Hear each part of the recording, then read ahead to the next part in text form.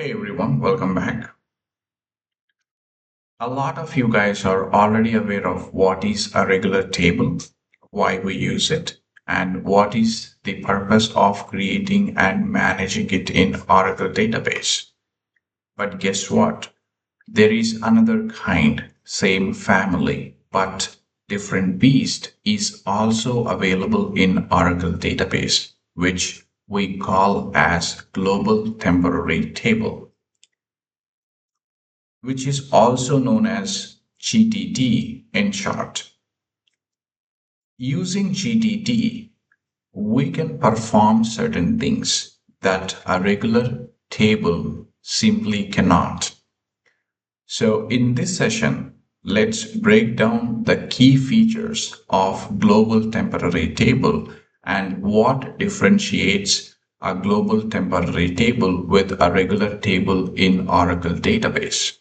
So let's get started. Global temporary table in Oracle database can be created to store and manage data. The table definition or structure can be same as a regular table. That means you can query the table, you can modify the columns and its data types based on your requirement. Using regular tables, we can store data permanently and we can share the data with whatever the user that needs it. But using GTT, the data can be stored temporarily and privately, and also the data can be accessible to only one user who created it or inserted it. And also, when you are using a session to insert the data into a GTT, only from that session itself you can be able to access, but not from any other session. And we use global temporary tables mainly on reports and intermediate calculations. To give you an example, let's say we are working on a report where we are selecting the data from a SQL, and in SQL we have multiple regular tables that contain a large volume of data.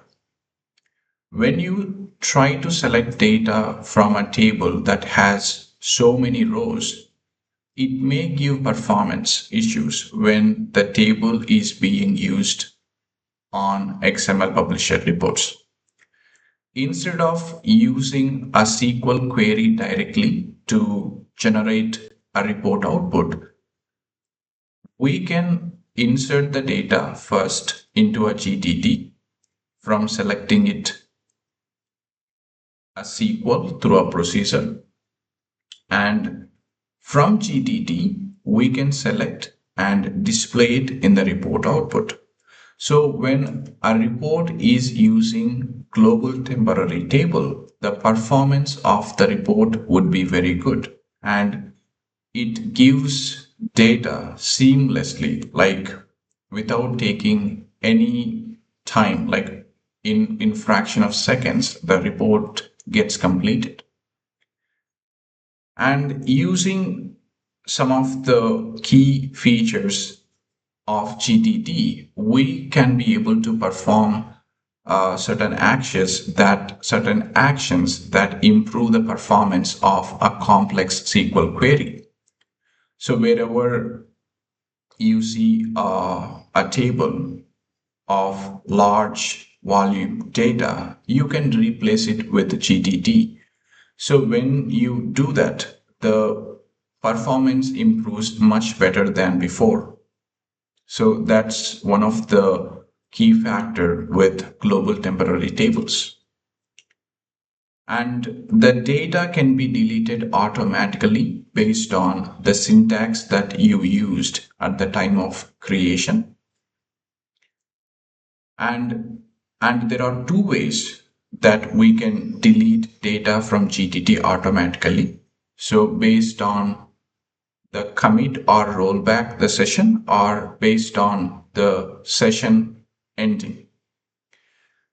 So let's look at the syntaxes of creating a global temporary table so that we can understand clearly. So we can create GTT in two different ways. For example, if you want to delete the data automatically right after closing the current session or ending the current session, you have to use the syntax added to the left, this one. So the syntax could be same as a regular table, but the additional thing here is the last line on commit preserve rows. So this actually means you want the data to be deleted automatically when you end the session. And on the right, if you are using on commit delete rows in your table creation syntax, that means you want the data to be deleted right after performing commit or rollback. So this is the key difference between these two different syntaxes. So we will create and test these two syntaxes in our upcoming session. So for this session, I am done. So thank you very much for watching this video, and we'll see you in the next session. Thank you.